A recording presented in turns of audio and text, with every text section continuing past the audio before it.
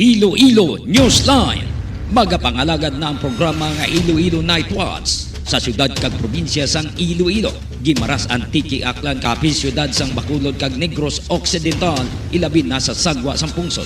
Ang ining nga programa magadala sa mga balita, impormasyon kag magasipad-sipad sa mga issues nga mangin patas ang presentasyon sa tanan kag mabatian sa Facebook page kag YouTube channel sang Iloilo Newsline. Ang Iloilo Night Watch mangin mata kag dulunggan sa mga listeners kag mga viewers kag ining mabatian halin las 8:30 sang gabi tubtob las 10 sang gabi.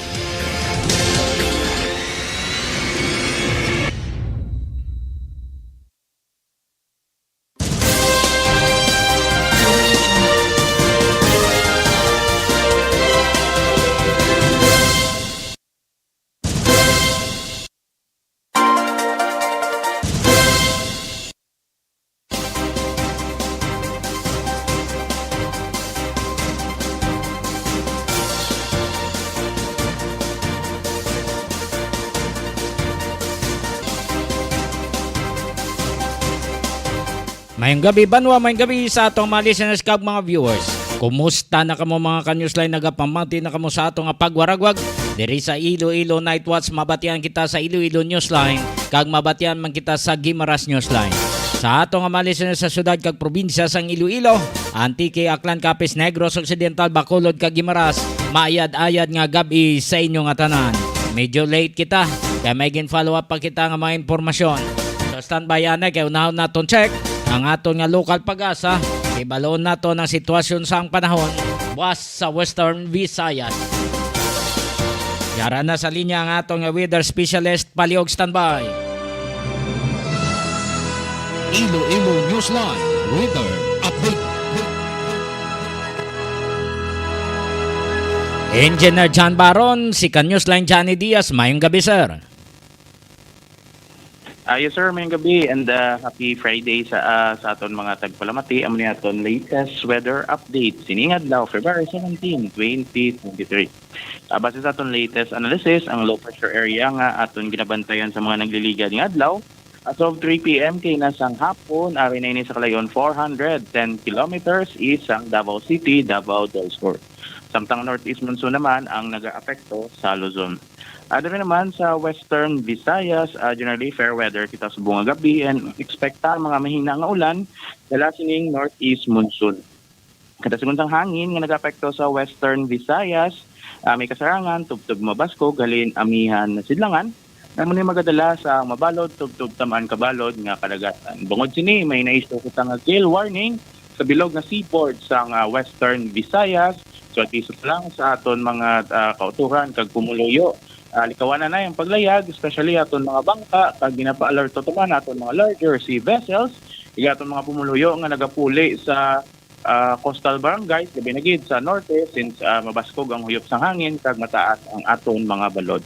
Forecast temperature naton 24 to 29 degrees Celsius. Aron adlaw nagpunod 5:58 kay nasa hapon kag nagabutlak na siya 6:10 buwas sa aga.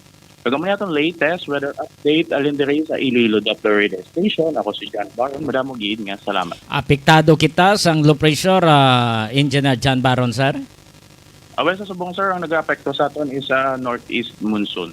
Oh, so ang parte na sa LPA hindi kita direktamente maapektuhan. Yes sir, sa subong hindi kita apektado. No? Actually, kung basihan naman sa atin sa extended weather outlook over the weekend is maging fair weather kita. Okay. Engineer John Baron, sir, madamo nga salamat kag mayong gabi. Yes sir, salamat and mayong gabi sa tanan. Iloilo Newsline Weather Update. Madamo nga salamat sa atong local pag-asa kay ginadolong sa inyo sa Pinang sa Flower Shop. Pinang sa Flower Shop na hamtang sa Isnad City proper sa kilid sang Los Filipinos Bakery. Nagabaligya sa mga bulak, kag nagapang design man sa mga bouquet. Pwede ka mo kakadto kay Mr. and Mrs. Cyril Tacosalmi. Pwede man ka mo makatawag sa ilang numbers para sa pag-order 0920-805-6483 0920-805-6483 kag 0916-786-8896 Pinangs Flower Shop.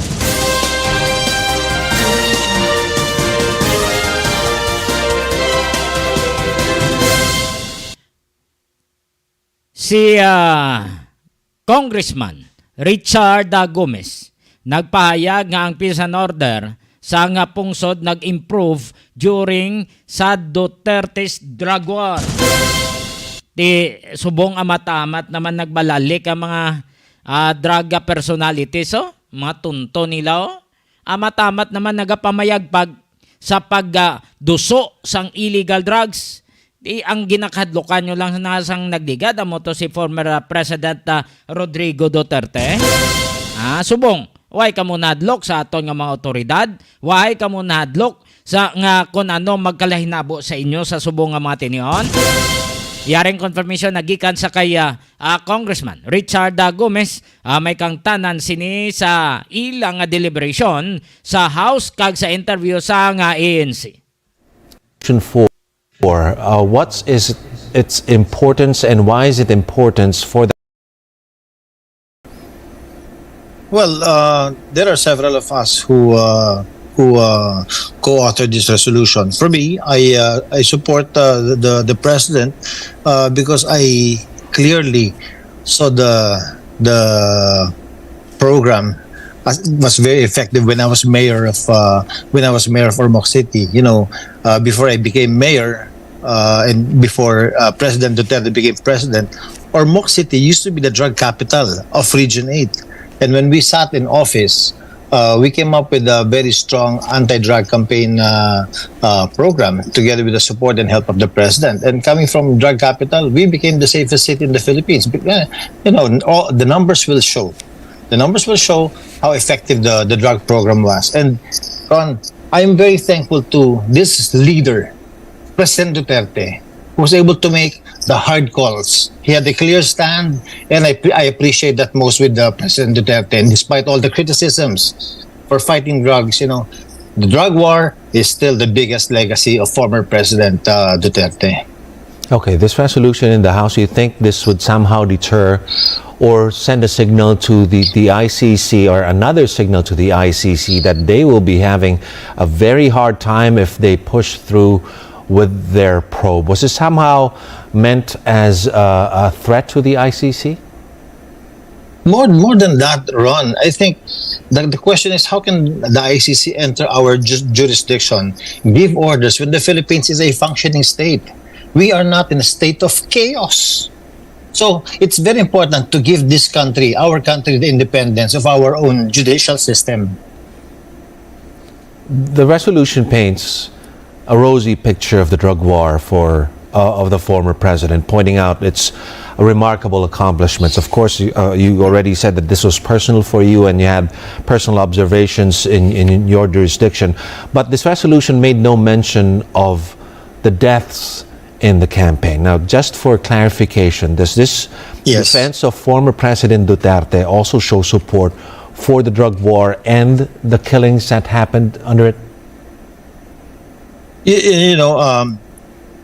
is what I'll say. Unless there is peace and order in our country, there'll be no economic development and there'll be no progress. I remember President Duterte saying that you cannot establish law and order in a lawless community. And the drug problem is so big that it is not already a local issue but a national issue, and it takes a national leader to accomplish this. So it's very important that the leader is very strong in his stand against drugs. Okay, I don't think there was any issue raised by the ICC in its leadership, but it's more of the killings and how he handled, or the country handled, the drug war and the killings that came with it. Now, for this to be resolved, if the ICC is not going to be allowed to investigate it, it's the Justice Department that has to resolve this. It is investigating these cases on its own, and one way to clear the former president of them is for the investigations to happen and to be finalized. There have only been like around 50 cases filed, in the thousands killed, in the hundreds of cases. We do want to ask your assessment of how the DOJ is handling those cases, and why do you think it's taking them a bit of time to resolve them?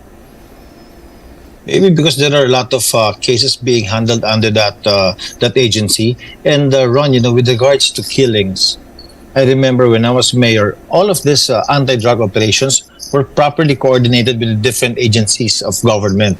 So, and there was no direct order from the president to say, let's kill these people. No, no.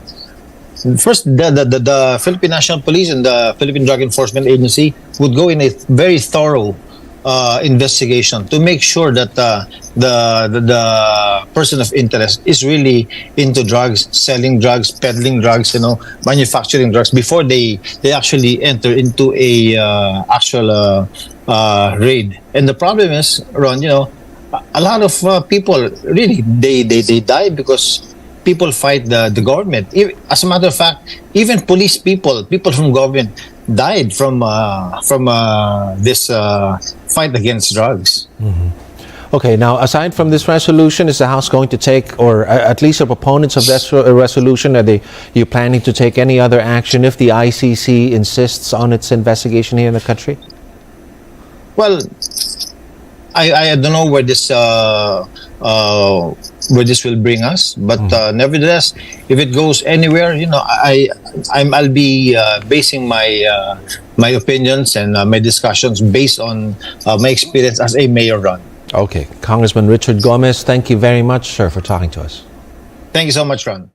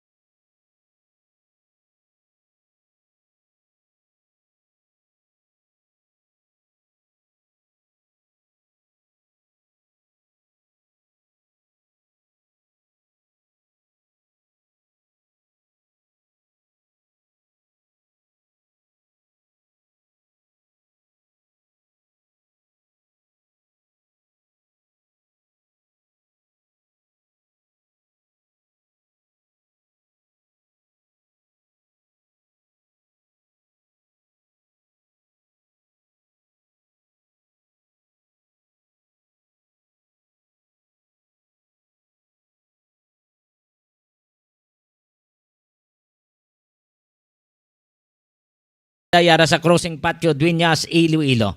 Pwede ka mo kakadto dito sa kay Niji Matupas kay Digol, pwede man ka mo makapaluto. Kung mayara ka mo nga mga okasyon, pwede ka mo makapakiter dira kay Niji Matupas. 39 minutos na kaligad sa alas 9 padayon ka mo nga nagapamati sa ato nga pagpangalagad sa Iloilo Night Watch. Sang illegal drugs sa syudad bao gamatamat mandagsa, no? Ilabi na gid sa Bakaw. Iban nga mga taxi drivers hindi na yan magdulong kay budlay na nga sila pa matapangan, budlay nga sila pa makulateral damage dira sa Bakaw, Mandurriao. Yan ang matabunan sulis ang natabunis Bakaw, posible nga mapariho ini sang una sa Tansa Esperanza. May mga kabataan to sa una galaplay pagkabating nga Tansa Esperanza. Way na ginabaton sang iban nga mga establishmento komersyal. Hanggang nabutang sila sa langalang, nabutang sa alang-alang ang pag-apply sang mga kabataan sa trabaho. Pamaindiayan mapariho man ni sa barangay Bakaw, Mandurriao. Ingay iba naton nga mga otoridad, mga ginabulabanta including in UP, 24 tanang bilog ang pamangkot anong nahimo nila. Kaya dira sila nag-star. Sa bagay, in fairness man sa ining mga pulis, mabudlay man na kay base mabutang man sa langalang ila pamilya mo naguro ka pang anam-anaman sila. Hindi ka naihan. Galing di daw ka budlay nga base nga may ara da mga impormasyon, way man sila gapanugid sa aton nga mga operatives. May ara nga impormasyon gani nagligad, may nagpugong man sa mga CDEO, miyembro sa CDEO, City Drug Enforcement Unit nga magkandak sang operasyon sa barangay Bakaw. Anong tabuaw? Nga ang ginapunggan o nagpugong man tuod ning impormasyon nga nagagwa.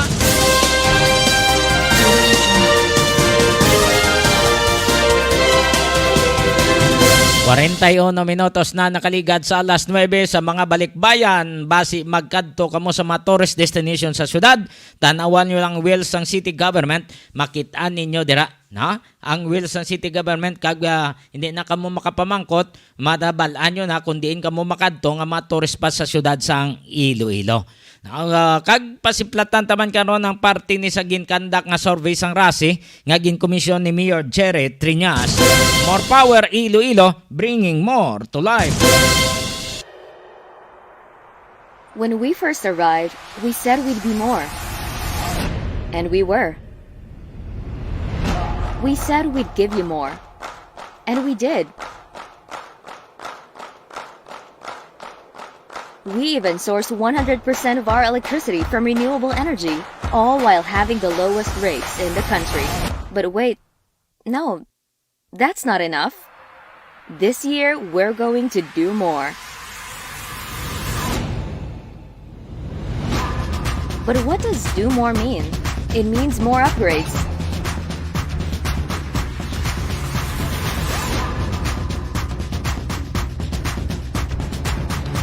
More trees, more mangroves, more fingerlings, more crops, and more fruits.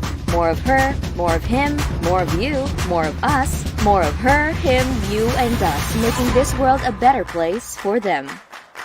More power is going to do more, because with more power comes great sustainability.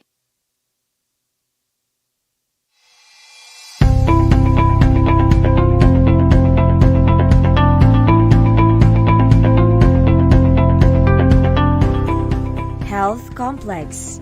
A health complex will rise complete with hospital, quarantine, isolation and dormitory facilities, and molecular laboratory, all in one location at Barangay San Pedro Molo. The 104-bed Level 2 hospital will have an intensive care unit and specialist doctors per DOH standards. Molecular laboratory. There's an urgent need for faster releasing of RT-PCR results to effectively and efficiently manage confirmed cases. With that, we converted the ALS building into a temporary COVID-19 molecular laboratory, hiring 34 medical technologists. Later on, the machines can be calibrated to test dengue and HIV. Contact tracing. We already trained 120 persons as contact tracers. The City Epidemiology and Surveillance Unit of the City Health Office is conducting aggressive contact tracing to locate all close contacts and manage confirmed cases efficiently and effectively. Patient transport. 6 ambulance units and 1 minibus are being used by the Iloilo City Emergency Response of the City Disaster Risk Reduction Management Office in transporting positive patients to healthcare or quarantine facilities. Modular Hospital. Iloilo City government and partners have started preparing additional beds for COVID-19 patients. This temporary hospital seeks to address the high health care utilization rate, considering the city-based facilities also cater to patients from 5 neighboring provinces in Panay Island. A 66-bed modular hospital, which is a 3-unit 22-bed per unit, will be built nearby Suoc quarantine facility. An additional 32 isolation beds will also be built in front of the existing one, also in Suoc. The isolation and quarantine facilities shall form part of the proposed hospital in collaboration with the Department of Health. Quarantine facilities. St. Therese Hospital, which has been non-operational for quite some time, has been lent for free and has been serving as a quarantine facility. This move is in preparation for possible increase in infections, which may be caused by the more contagious Delta variant. Iloilo City has put in place a total of 1,500 isolation beds, including close to 1,000 in government-run facilities and at least 500 private beds in various partner hotels in case of COVID-19 surge. These will cater to mild and moderate cases to give the already overwhelmed hospitals a breathing room. City-run facilities have provided lunch and dinner meals, medicines, vitamins, hygiene kits, and medical checkups. City Vax teams. The city's vaccination teams include City Health Office doctors, nurses, vaccinators, health workers, site managers, Liga ng mga barangay, IT, PSTMO and PNP personnel, volunteers, and logistics team from the General Services Office. They target at least 10,000 vaccinations a day in the 5 identified mega sites: SM City, Robinson's Haro, Mega World Transport Hub, Central Philippine University, and Ateneo de Iloilo. They also conduct community-based vaccination in barangays identified as having low vaccination turnout. We have 28 medical officers or doctors, vaccinators composed of 51 nurses and 13 midwives, 16 nursing aides, 13 dentists, 303 assistants composed of BSPOs, health workers, health center staffs, and etc. Disinfection. City Health Office Sanitation Division disinfects city government offices that are locked down following confirmed cases, as well as national government agencies and establishments that request assistance. Volunteer fire brigades and Bureau of Fire Protection also help in disinfection. The threat of this pandemic has pushed the Iloilo City government to double its efforts in fighting the unseen enemy, without overlooking the usual health issues, problems, and concerns that need to be addressed. Let us continue to bring Iloilo City to the next level.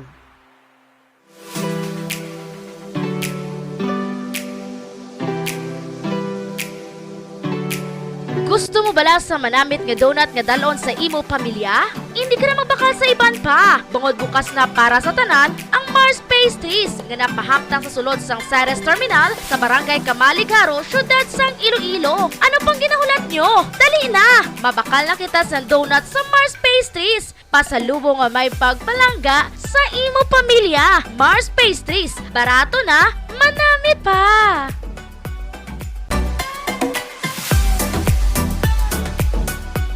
5, 6, 7, go!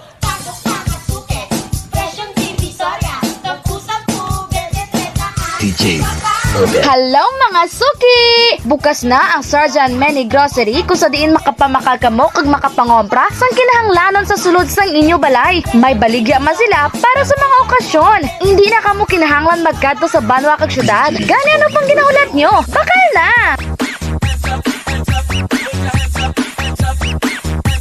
DJ Obet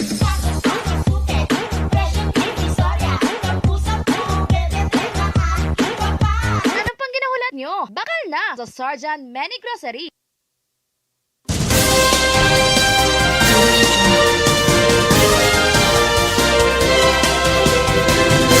49 minutos na nakaligad sa alas 9. Ipabatita sa inyo ang pahayag o kon ang ginapabutyag sang isa ka veterano nga journalist nga ang media dapat kuno mag-raise ng public awareness parte sa ka-importante o kon importansya sang press freedom. Ang iban ginabusuhan na mo.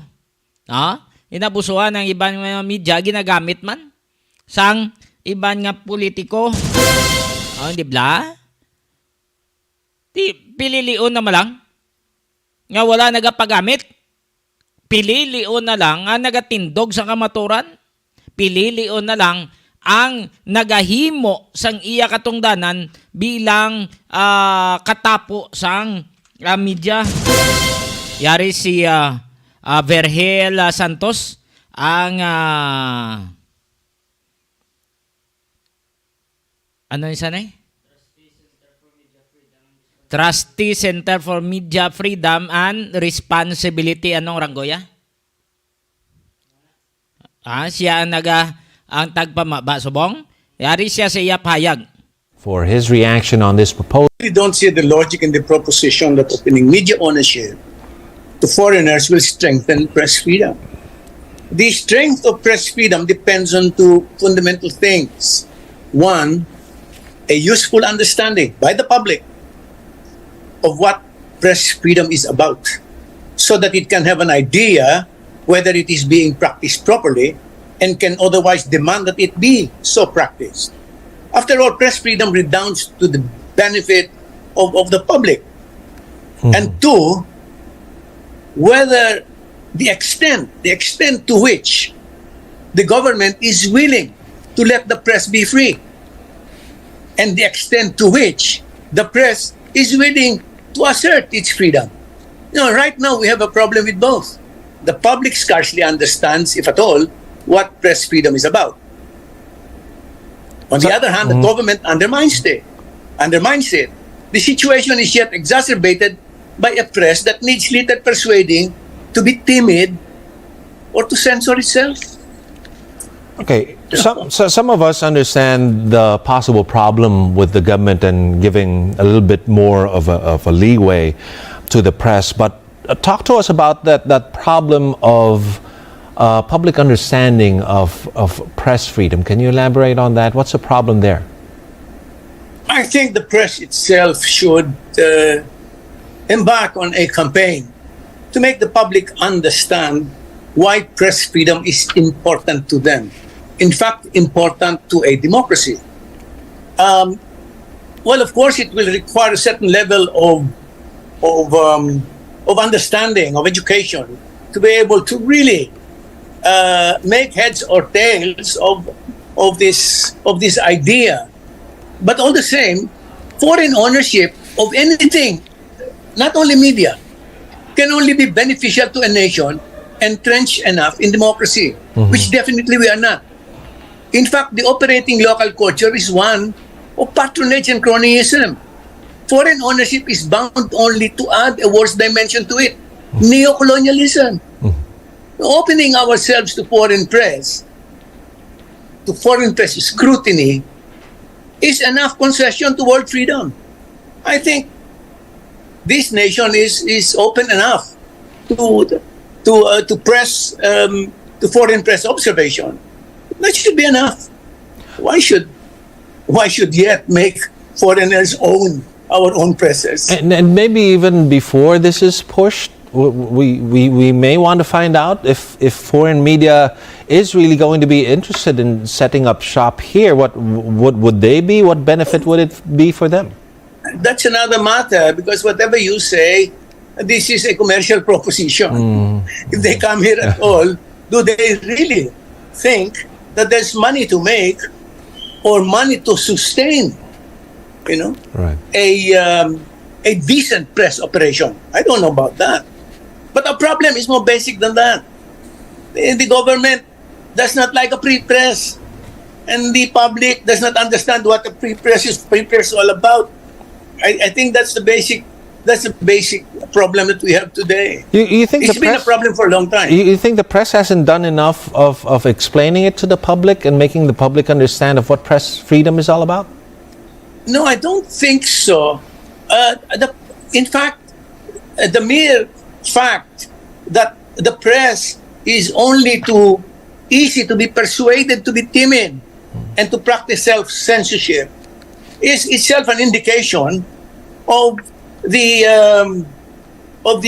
little willingness of the press at all to make people understand what the press is about. I mean, look at our coverage of issues today.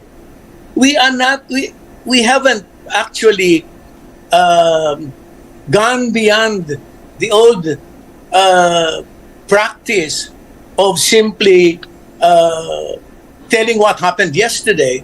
There is more to tell now. These are complex times, and we have come to a juncture in our history in which there are just too many things to explain, But the press is not doing enough explaining, doing enough to make the public understand what's happening in their lives.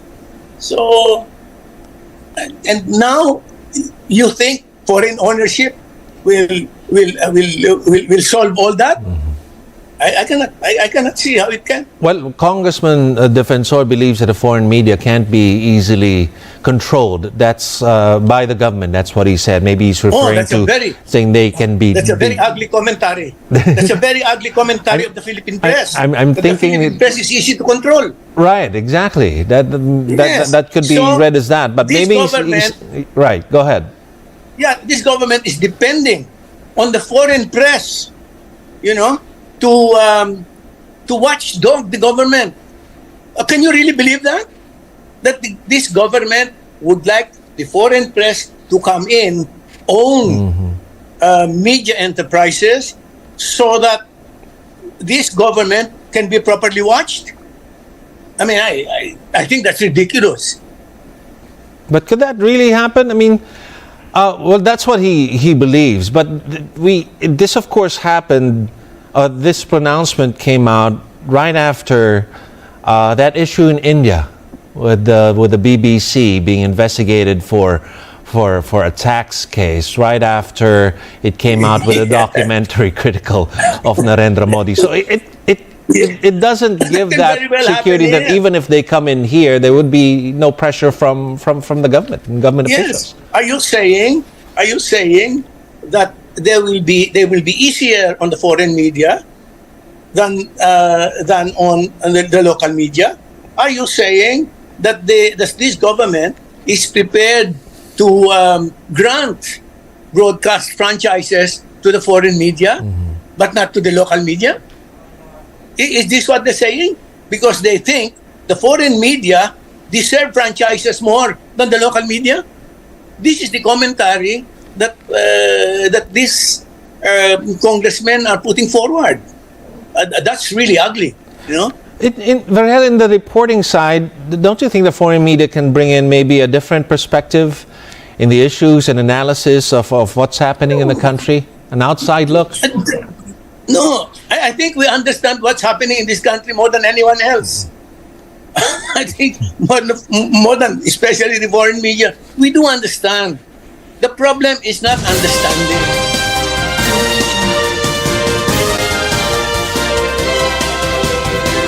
Insakto man na yan kay Vergela Santos.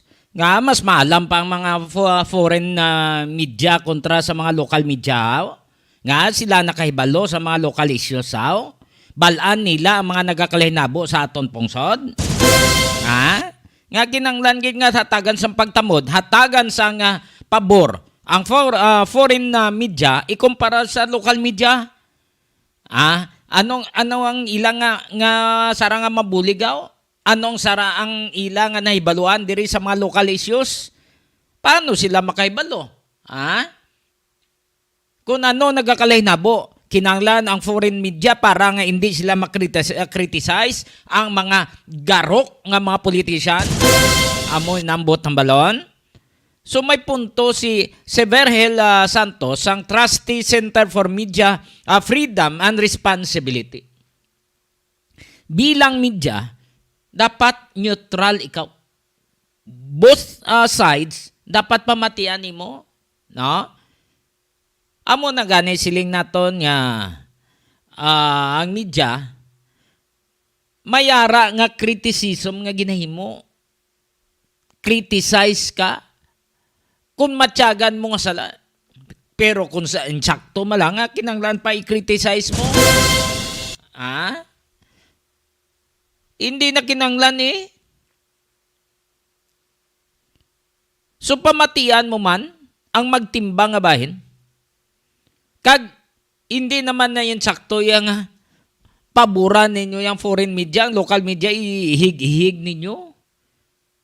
Kay gali nakahibalo sila sa tanan-tanan nga mga nagakalinabo. Nakahibalo sila kung ano ang imo nga sala. Hindi mo na yung paghatagan sa pagtamod. Dito ka lang sa foreign media. Ang amo sina nga mga pananawan, ang amo sina nga mga ugali, ang iya sa mga pumuluyo, kamo magdesisyon pag abot na sa eleksyon. Hindi ka mo magpadala-dala sa pilak sa kwarta. Tanawon nyo ang mga kaayuhan, tanawon nyo nga makabulig sa inyo. Hindi lang sa baba, kundi sa buhat.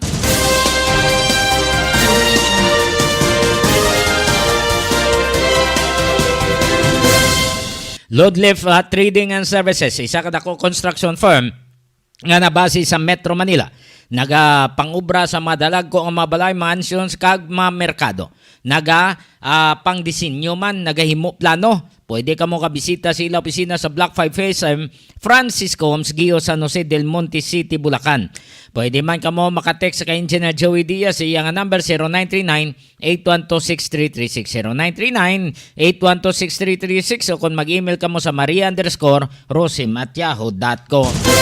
Sa pamilya Igamino, pamilya Superio, pamilya Guadalupe, pamilya Nerios, Ifondo, mayong gabi dira sa Kagamutan Norte, Liganes.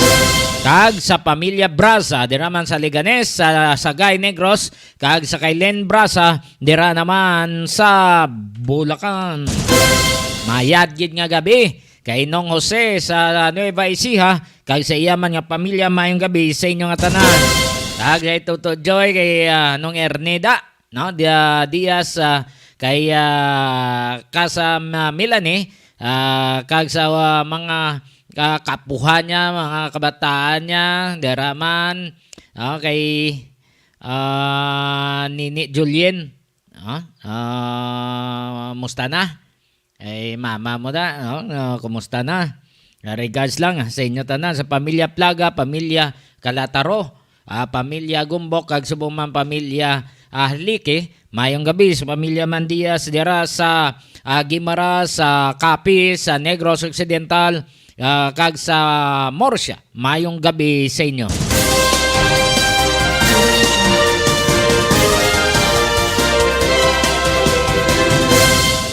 Sa liwat, ang survey nga ginpakandak ni Mayor Jerry Triñas, excellent ang kay Mayor nga kuaning satisfaction na rating.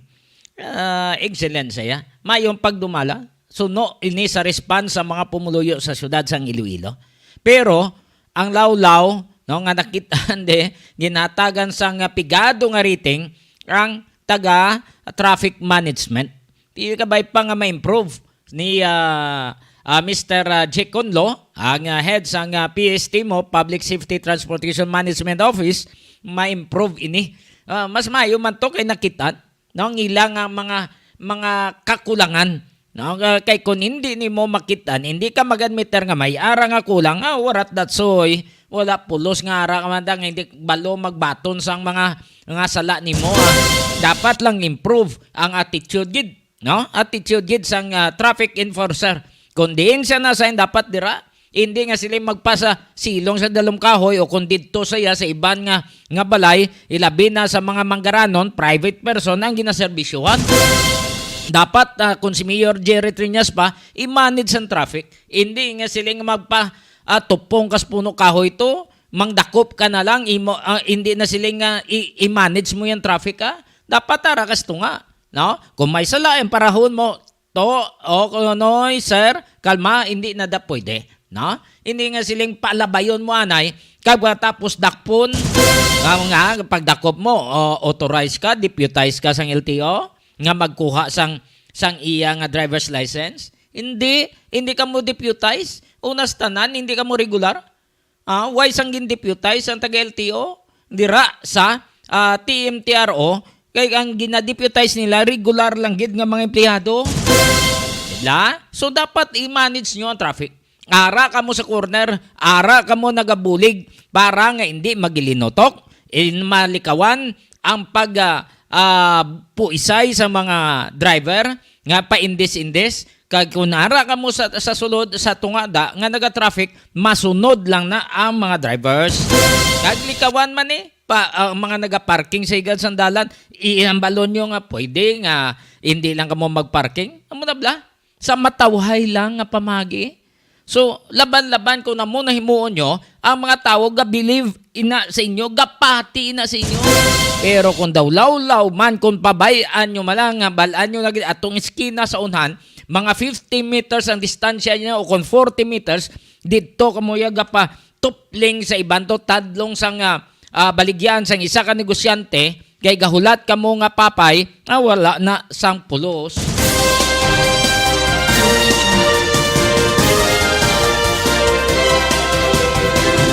Tanan nato nga mga listeners ka mga viewers, thank you so much sa inyong pagtanaw kag pagpamati. So sa mga listeners kita na naman kita sa Lunes.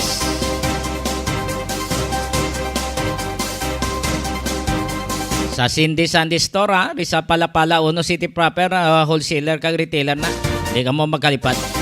Wala na kita sa tiniyon sa atong pagpangalagan. Upod lang kay Toto Boy Jeff kag Nonay MJ atong technical partners. Ini ang inyo alagad. Ay congrats kay Trixie Fade. Kag sa mga kapdanan niya, mga classmates niya, with honors. Salamat kid. Salamat sa inyo pagtanaw kag pagpamati. Ini ang inyo alagad Johnny Yanson Diaz. Madamo nga salamat kag mayong gabi Pilipinas para sa Iloilo Newsline.